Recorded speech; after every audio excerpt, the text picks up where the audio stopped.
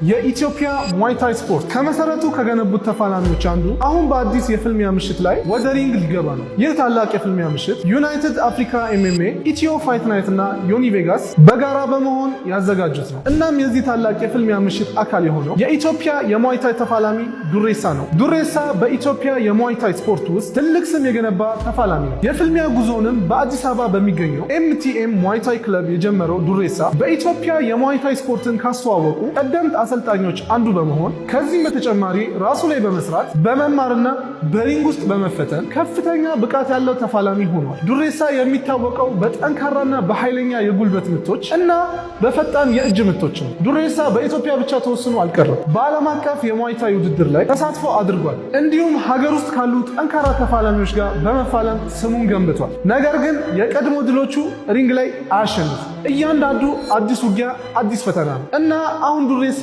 እንደገና ወደ ሪንግ ሊገባ ነው። አዲስ ተፋላሚ፣ አዲስ ፈተና። ጥያቄው ግን አንድ ነው። ዱሬሳ በዚህ ታላቅ የፍልሚያ ምሽት የኢትዮጵያ የሙዋይ ታይ ተፋላሚዎችን ክብር በሪንግ ውስጥ ከፍ ማድረግ ይችላል ወይስ አዲሱ ተፋላሚ የዱሬሳን መንገድ ያስቆመዋል? መልሱንም በሪንግ ውስጥ እናየዋለን። ነሐሴ 23 በኮንቬንሽን ማዕከል እዛው እንገናኝ።